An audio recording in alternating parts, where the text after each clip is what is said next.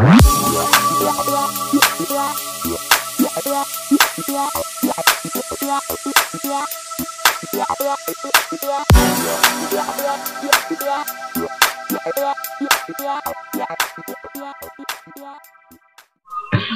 selamat sore untuk Pak Yan Subianto. Assalamualaikum Pak Yan. Selamat sore Pak Dahri, sehat selalu kabarnya, luar biasa Pak Dahri. Iya, saya selalu mengikuti Instagram Pak Yan dan Pak Yan ini juga rutin memposting berbagai macam kegiatan yang selama ini Pak Yan geluti, terutama dalam training gitu ya, dan juga kalau melihat di Instagram Pak Yan ya di YANT.Subianto ya, nanti teman-teman bisa melihat Instagram Pak Yan di Yan.Subianto. Di situ Pak Yan punya banyak sekali portofolio kegiatan-kegiatan training yang sudah dilaksanakan oleh Pak Yan, dan bisa melihat biografi dari Pak Yan. Pak Yan ini adalah seorang Human Resources and Management Consultant, kemudian international NLP trainer, kemudian juga seorang hipnoterapis ya, dan juga seorang trainer NLP parenting. Waduh, ini banyak banget nih kalau membaca biografi Pak Yan ini, berderet-deret titelnya. Dan alhamdulillah ini merupakan sebuah kebahagiaan buat saya Pak Yan, karena di podcast kali ini saya berhasil mengundang trainer, itu bukan trainer nasional aja ya, tapi udah internasional ini ya. Ini sebuah kebahagiaan. Pak Yan, sebelum ke pembahasan tentang apa itu NLP, dan nanti saya ingin Pak Yan memberikan sharing ilmunya bagaimana aplikasi NLP dalam komunikasi atau public speaking, karena channel saya ini kan ngebahas tentang public speaking nih Pak Yan ya. Jadi nanti coba kita akan gali ilmunya dari Pak Yan tentang NLP, kemudian bagaimana manfaat dan juga implementasinya dalam komunikasi dan juga public speaking. Tapi sebelumnya kenalan dulu nih dengan Pak Yan Subianto. Ini dengar-dengar Pak Yan aslinya itu dekat dengan Kebumen ya? Dekat sekali ya Pak Dahri ya, berbatasan bahkan gitu ya. Asli dari Purworejo? Dari Purworejo, Banyurit. Jadi kalau di Purworejo itu masih pedesaannya selatan kota, kira-kira gitu. Jadi ya, saya pernah baca nih sebuah artikel kalau nggak salah di tabloid, yaitu Pak Yan katanya dulunya pernah bekerja sebagai loper koran gitu Pak ya. Oke. Tahun berapa itu Pak Yan? Loper koran karena waktu sekolah dulu memang salah satu hobinya, bukan hobi sebenarnya ya. Harus mendapatkan penghasilan, harus ada income. Selain saya harus bantu orang tua, ngangon kerbau di sawah, tapi saya harus juga gimana caranya untuk dapat duit. Jadi kisaran di era tahun 89, 90 itu saya dapat koran, koran sore hari ya. Karena saya nggak nyebutkan nama korannya, tapi setiap sore kita kirimkan. Kalau pagi kan ada juga yang dari Jawa Tengah gitu. Ya, sementara dari kecamatan Banyurit, ada masuk sedikit ke kecamatan Bayan, ya beberapa pelanggan. Jadi kita loper koran, kalau dulu kan loper memang berlangganan, mereka setiap hari menerima korannya kecuali hari itu Pak Kasih. Iya, itu sampai kemudian sekarang Pak Yan itu dikenal sebagai trainer serba bisa. Itu perjalanannya Pak Yan sendiri merasa butuh berapa lama nih Pak Yan? Dari Pak Yan yang seorang loper koran, kemudian sekarang bisa menjadi seorang trainer yang kalau saya melihat juga Pak Yan ini sering mendampingi berbagai macam instansi dan kedinasan-kedinasan ya Pak Yan ya? Kedinasan sampai dengan hari ini masih rutin. Sebenarnya kalau kita bilang itu berapa waktu, ya itu hanya dinamika. Jadi dinamika dari sebuah keinginan, sebuah impian. Sebenarnya dulu waktu selesai loper koran, selesai sekolah di sekolah tinggi menengah di STM itu kan ya udah selesai loper korannya, harus diwariskan kepada generasi berikutnya. Jadi setelah saya merantau ke Jakarta, ada remaja masjid yang meneruskan loper koran juga sama untuk menyelesaikan sekolahnya juga.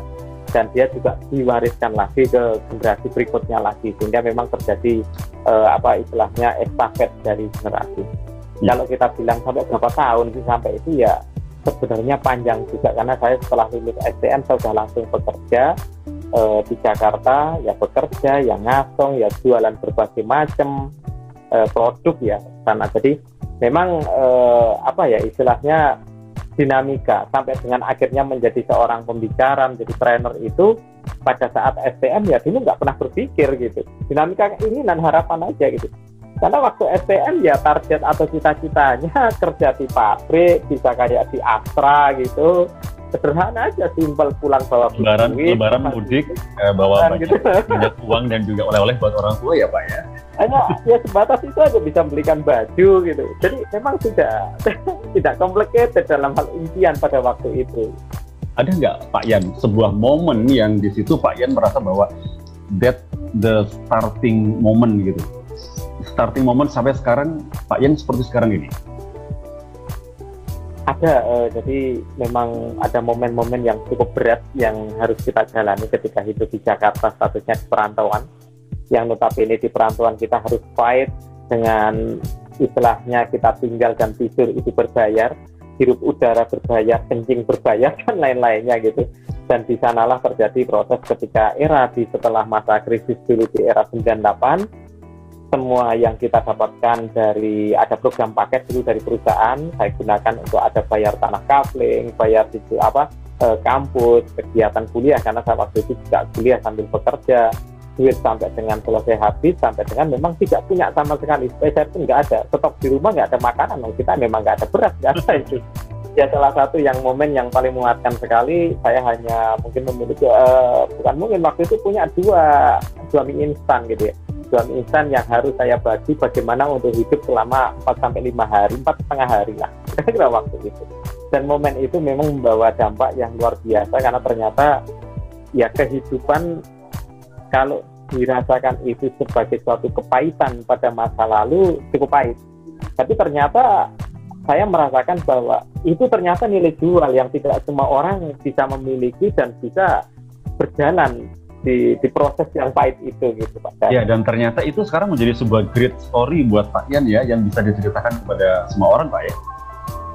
Iya, dan salah satu bagaimana ketika saya harus memotivasi dari adik-adik generasi, dari teman-teman atau istilahnya yang kita sebaya ada di tempatnya, ada yang PNS, ada yang TNI, ada yang Polri, karyawan swasta, profesional, guru-guru, dosen. Kalau kita sedang memberikan materi untuk motivasi itu memang kadang saya ceritakan, karena tidak selalu memang tergantung materinya, tapi itu salah satu pengungkit bahwa sebenarnya dari kondisi saya menunjukkan ketika saya dulu waktu dari mulai bahkan sebelum SD sudah harus ngawon kerbau ya, mengembalakan kerbau, terus berlanjut terus sampai dengan saya merantau ke Jakarta. Bahkan kalau dulu oleh orang tua namanya kegiatan ekstrakurikuler itu pantangan, karena selama sudah selesai waktu sekolah ya sawah itu sebagai tempat untuk bekerja gitu. Jadi dulu kalau kita bilang mau pamit mau berangkat pramuka itu ya sempat dimarahi gitu, ngapain pramuka, untuk apa untungnya, itu sawah lebih penting itu, karena untuk membiayai kehidupan gitu, bukan hanya sekolah gitu. Ya baik Pak Yan, sekarang kita langsung ke inti dari podcast kita, itu tentang NLP, Neuro Linguistic Programming. Ini bagi sebagian orang mungkin ada yang masih asing ya dengan ilmu ini, tapi kalau bagi saya pertama kali mengenal ilmu ini kan memang dari seorang senior saya, yaitu Bu Kusna, dan memang saya nggak tahu, tiba-tiba saya tuh kok ngerasa tertarik dan saya ngerasa bahwa saya tuh klik dengan ilmu ini, sampai kemudian saya mencari informasi di Google, di YouTube, apa sih itu NLP gitu kan, sampai kemudian saya pernah ikut juga training dari Pak Yan gitu ya Pak ya. Pak, ini sebenarnya NLP itu pengembangan dari sebuah cabang ilmu atau memang itu berdiri sendiri Pak? Oke.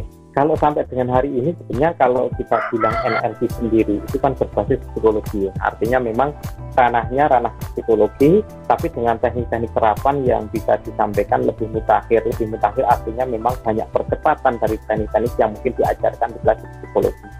Jadi ada kaitan dengan yang namanya proses mentality di dalam NLP. Yang kedua ada pengetahuan tentang neuroscience dan lain-lain yang kaitannya dengan diri kita, tubuh kita. Dan yang ketiga, ada teknik-teknik yang memang digunakan sebagai teknik terapi, yang artinya ada 3 konsep yang paling utama dalam konsep NLP. Yang pertama adalah perubahan sebuah mentalitas diri seseorang atau attitude gitu. Yang kedua, kaitan pengetahuan, penguatan di sisi kita belajar neuroscience, kita belajar tentang rasa, kita belajar tentang bagaimana pola bahasa tubuh, gestur, dan lain-lainnya. Dan yang ketiga, lebih banyak kaitan dengan yang namanya teknik untuk memberdayakan diri, baik ke diri sendiri ataupun kepada orang lain. Yang artinya bisa disebut sebagai proses juga melakukan intervensi psikologi kepada orang lain. Itu Pak Dahli. Iya, ilmu NLP sendiri ini Pak Yan, apakah hanya boleh dipelajari oleh orang yang punya basic pendidikan psikologi, mungkin S1 psikologi atau psikolog, atau NLP ini bisa dipelajari oleh semua orang yang memang dia ingin mengembangkan diri sendiri? Kalau sekarang ini malah NLP, background saya sendiri kan sebagai seorang teknik, sekolah menengahnya juga saya di teknik, di sarjananya saya di teknik. Nah, kalau berikutnya baru saya ke konsentrasi ke sumber daya manusia. Tetapi background yang utama di S1 sama dengan itu udah teknik. Jadi memang dari mulai mekanik umum atau teknik pemesinan masuk ke teknik industri, sehingga itu benar-benar teknik. Sempat belajar teknik informatika, sempat belajar teknik mesin, itu semuanya teknik. Dan pekerjaan-pekerjaan keseharian waktu itu saya di tempat pekerjaan itu memang lebih banyak bergelut bidang produksi, warehousing, mekanik, engineer gitu ya, artinya di bidang teknik. Tapi ketika naik berikutnya ditampuk, saya bilang mungkin masuk di ranah manajerial, artinya kita sudah menjadi ada group leader, ada supervisor, bahkan sampai dengan manajer. Akhirnya ilmu teknik ini bukan ditanggalkan, tapi ilmu teknik ini harus ada paduan yang itu masuk satu ranah yang namanya ranah psikologi. Di psikologi ini ternyata sangat mendongkrak tentang kemampuan-kemampuan pengelolaan di sumber daya manusia, teamwork di dalam pekerjaan.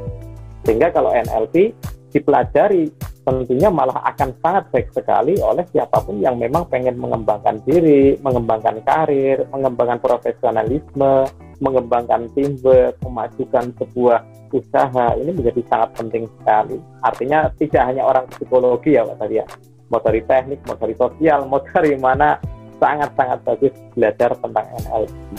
Ya, Pak Yan, mungkin bahasa sederhananya untuk menerjemahkan NLP biar orang tuh gampang memahami itu apa Pak Yan? Bahasa sederhananya. NLP itu kan ada 3 bahasa. Yang pertama kaitan dengan neuro. Neuro itu orang sering merujuk ya tentang otak, tentang pikiran gitu ya. Terus kalau di sisi yang linguistik ya orang nyebutnya itu bahasa, sebuah pola komunikasi. Terus yang ketiga ada kaitan dengan yang namanya programming. Programming itu kalau kita mengenal di bahasa komputer itu kan sesuatu yang berpola. Ada rentetan sesuatu yang kalau dilakukan itu berulang, itu namanya berpola atau programming.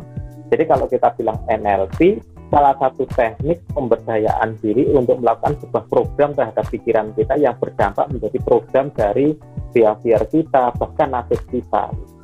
Ya, Pak Yan, berarti NLP itu trigger utamanya menggunakan bahasa atau menggunakan apa? Pola komunikasi, yang pola komunikasi itu bisa terjadi internal dan eksternal. Pola komunikasi internal itu artinya bicara dengan diri kita sendiri merupakan simultan perintah. Jadi kalau kita misalnya pegang mouse seperti ini kan ada perintah, ada komunikasi dari mulai otak, di sini berproses dengan namanya pikiran prosesnya. Jadi kalau kita bilang berpikir itu kan berarti kata kerja, lalu menyuruh melalui ada instruksi melalui syarat-syarat sampai dengan dilakukan oleh otot menjadi gerakan. Ini merupakan sebuah proses. Proses ini komunikasi internal yang itu terus-menerus terjadi. Jadi manusia tidak akan pernah berhenti dari komunikasi dalam internal. Yang eksternal itu komunikasi seperti saya dengan Pak Dari sekarang ini, ya ini sedang berkomunikasi secara eksternal gitu. Basicnya di komunikasi, baik komunikasi dengan ranah bagaimana pikiran, ke saraf, ke otot, sehingga menimbulkan ada bahasa tubuh, ada gestur, ada gerakan-gerakan atomik dari sel-sel dinamik yang di wajah kita, perubahan-perubahan itu, ini proses komunikasi. Ya, baik Pak Yan, NLP sendiri kalau dalam perannya, dalam kita berkomunikasi atau public speaking, itu akan memperkuat kita dari sisi apa Pak Yan? Apakah Oke. performa kita atau mungkin pengaruh yang bisa kita berikan kepada audiens? Dua-duanya akan sangat saling terkait dan berpengaruh, karena performa kita menyampaikan dengan pola komunikasi tertentu tentunya akan sangat menjadi faktor pendukung kuat apakah material yang disampaikan itu bisa terdeliver dengan baik, diterima dengan baik oleh audiens. Artinya bahwa seseorang ketika melakukan konsep-konsep NLP dengan pola-pola komunikasi yang baik sehingga dia meningkat performanya, maka ketika dia melakukan public speaking, orang yang ada di sekitarnya, orang yang mendengarkan atau audiens otomatis akan bisa menerima dengan lebih bagus lagi. Nah, ini yang memang benar-benar menjadi salah satu kaidah atau menjadi salah satu bahkan pemenuhan kebutuhan bagaimana ketika teknik public speaking bisa sangat-sangat meningkat baik secara performance dari si public speaker-nya ataupun dari kualitas deliver dari materialnya. Ya, tadi Pak Yan disebutkan bahwa salah satu bentuk NLP adalah kita berbicara kepada diri sendiri, Pak Yan, ya? Kepada diri sendiri. Iya. Itu berbicara kepada diri sendiri dalam konteks yang seperti apa, Pak Yan? Oke. Untuk Banyak memberdayakan, sekali, ya? Untuk memberdayakan. Untuk memberdayakan. Kan kita itu setiap hari itu tidak mungkin memang tidak berbicara kepada diri sendiri, ya. Baik itu kita berbicara bahwa hari ini aku kok gini banget ya. Itu kan berbicara kepada diri sendiri, ya. Nah, itu kalau dalam NLP untuk pemberdayaan yang lebih baik itu seperti apa, Pak Yan? Oke. Ada yang namanya performance diri kita yang nanti akan dievaluasi dalam bentuk sensori atau sensor terhadap audiens. Misalnya seperti ini. Ketika kita menyampaikan sesuatu, audiens akan memiliki citra diri atau dia akan menyampaikan sebuah bahasa tubuh yang itu bisa berbeda-beda. Oh, ternyata ada yang menampilkan wajah dengan kebingungan, ada yang menyampaikan wajah yang dengan kepahaman, artinya dengan bahasa tubuh yang paham, wah itu mengangguk-ngangguk gitu, walaupun itu mungkin ngantuk bisa aja gitu ya. Itu terus ada lagi yang ketika kita melakukan sensori aktiviti terhadap orang-orang ini ternyata kelihatan ketika kita melakukan sensor lagi, oh ini ternyata sebenarnya dia sedang memikirkan hal lain, bukan memikirkan hal yang kita sampaikan misalnya. Jadi ada bahasa-bahasa tubuh yang bisa kita lakukan proses komunikasikan atau evaluasikan dengan diri kita sendiri. Artinya kita memiliki bahan pertimbangan, wah ini kok si A ini kenapa ya, kok setiap kali saya mengucapkan yang seperti ini kok kayaknya menghindar, ketika ditanya seperti ini kayaknya selalu menghindar, wah ini terjadi misalnya.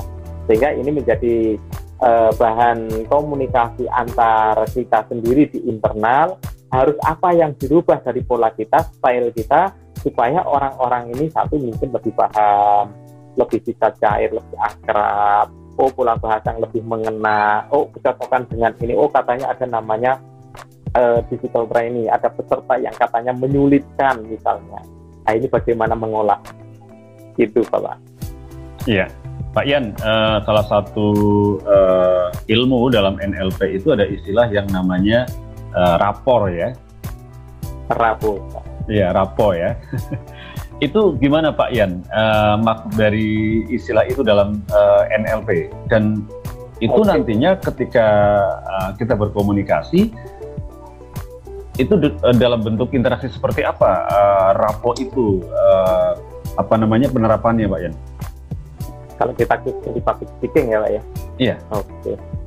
Rapo itu pada dasarnya memiliki sebuah tujuan. Jadi kalau rapo itu keakraban, kedekatan ya. Jadi tujuan dari rapo itu adalah terbangunnya trust. Artinya terbangunnya trust itu ada sisi kepercayaan dari, kalau kita di public speaking berarti dari mulai audiens kepada kita. Begitu kita tampil, kita bilang wah bahwa kita ini harus menjadi orang percaya diri misalnya. Kita menyampaikan dengan gegap gempita bahwa kita orang percaya diri, harus selalu menampilkan citra diri yang benar-benar mantap. Akan sangat berbeda kalau kita misalnya teman-teman semuanya, kita harus selalu percaya diri, semangat. Nah ini agak beda sekali. Jadi citra diri dalam konsep rapo, kita juga membangun kepercayaan publik, kepercayaan dari audiens, itu juga dengan membawakan diri kita, itu juga seperti yang diungkapkan oleh tulisan kita, artinya totality. Nah, konsep Rapo ini salah satunya adalah membangun keyakinan trust dari audiens kepada kita. Kalau kita aja datang, kita mau melakukan katakan memberikan sebuah motivasi, tapi ketika kita datang berjalannya dengan menunduk, tampilannya tidak semangat, pakaiannya kelihatan bagaimana gitu, ini dari si grooming aja udah kelihatan kalau ini tidak terjadi Rapo. Kenapa? Karena audiens ini tidak akan percaya kalau dia akan mendapatkan nilai-nilai semangat dalam dirinya ketika mengikuti pelatihan. Ini salah satunya. Jadi bagaimana ketika Rapo itu terbentuk. Belum lagi ada semacam kayak, wah ini siapa nih, nggak ada perkenalan, nggak jelas nih.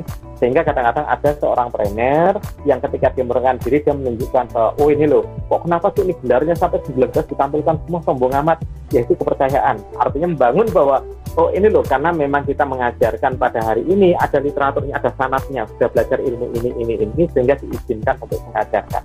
Ketika tahu background-nya, sehingga audiens menjadi trust, terbangun kepercayaan. Itu juga salah satu konsep Rapo.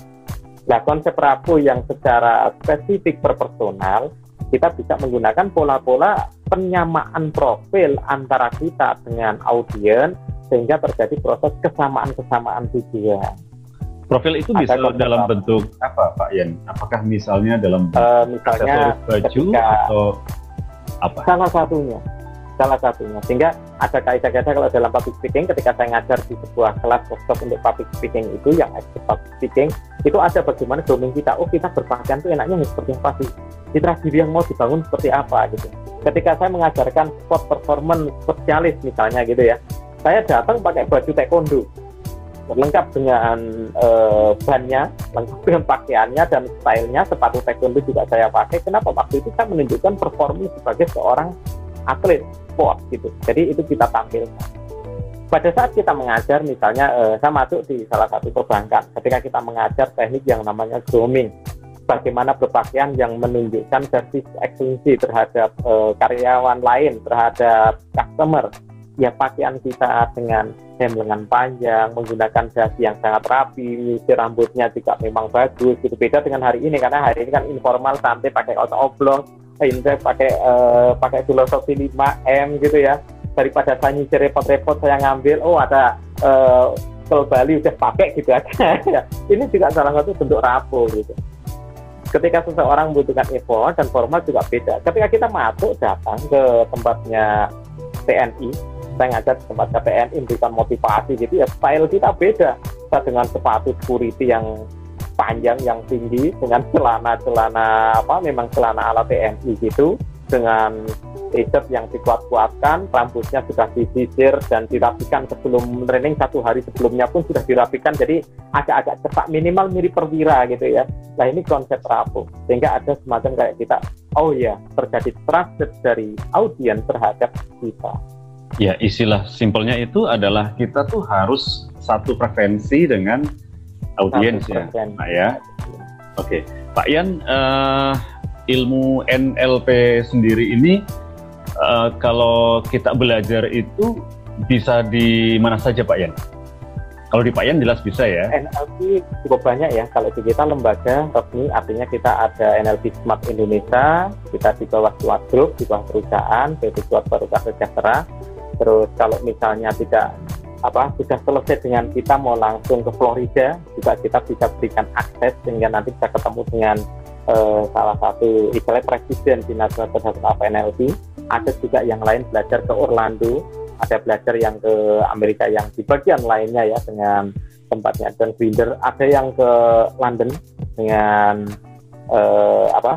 di London juga bisa nanti di tempatnya Richard Bandler gitu ya. Terus ada lagi nanti yang belajar ke Pat James. Jadi cukup banyak kalau di internasional. Kalau di Indonesia ini kita yang bawa di National Federation of NLP, bahkan kita juga ada Platinum Master Trainer NLP di Sidoarjo. Beliau bertempat lebih banyak memang berkiprah di Malaysia, di Brunei, di Hong Kong, Taiwan dan lain-lain. Salah satu yang juga mengajarkan NLP Pak Abdul Aziz. Kalau dengan saya juga lebih banyak di area-area aplikasi manajemen sampai dengan sertifikasi. Bahkan ada program-program yang kita rancang menjadi program aplikasi yang bisa diambil hanya dengan sekitar 16 jam sampai 20 jam pelatihan, aplikasi berbagai macam teknik NLP yang langsung siap pakai. Hanya kita tinggal pilih. Mau pilih kita belajar, jadi ibaratnya kita bikin seorang chef ya, kalau kita masak di dapur, itu ada orang yang senang belajar tentang cabai, tentang merica, tentang garam, tentang apalagi rasa-rasa atau bumbu-bumbu tertentu. Tapi ada yang sudah pengen belajarnya resep, tinggal pilih mana. Kalau mau belajar NLP yang murni, yang dasar, itu berarti bisa ngambil kelas di NLP Practitioner, kelas master, 2 level itu berarti sudah belajar komprehensif di NLP. Itu sama dengan kalau kita belajar cabai, belajar garam, belajar merica untuk membuat sebuah bumbu, jadi bisa meramu nantinya. Tapi kalau mau belajar resepnya, bisa aplikasi misalnya ya seperti yang Pak tadi sebutkan, ada NLP Street Parenting, berarti ada formulasi teknik-teknik NLP yang sudah dibuat untuk parenting. Lalu ada namanya NLP Slim Muda, kalau di tempat saya ada namanya program slimming, penurunan berat badan, manajemen berat badan itu dengan Slim Muda. Itu juga bagaimana aplikasi NLP dan hipnoterapi menjadi sebuah terapan. Ada lagi yang namanya Great Communication, komunikasi berbasis NLP. Ada lagi yang namanya expert public speaking. Jadi besok tanggal 3-4 Oktober itu ada expert public speaking. 3-4 Oktober 2020 ini juga menggunakan pola berbasis NLP. Ya, baik. Tempat pelatihannya banyak. Bahkan sekarang teman-teman alumni dari NLP Smart Indonesia juga cukup banyak mengajarkan NLP yang nasional ya, dari Neo NLP Society. Itu Pak. Terima kasih Pak Ian atas waktunya. Mudah-mudahan yang bermanfaat ini memberikan banyak kebaikan untuk kita semuanya. Dan nanti kalau satu saat diundang lagi, insya Allah bisa Pak Ian ya. Siap, halus Pak dari untuk berbagi. Terima kasih sekali kesempatannya. Iya. Baik, kita akhiri sesi podcast kita kali ini. Terima kasih untuk yang sudah menyimak podcast pada hari ini. Ketemu lagi di podcast edisi selanjutnya. Saya Hari Iswanto dan juga Pak Ian Subianto pamit undur diri. Wassalamualaikum warahmatullahi wabarakatuh.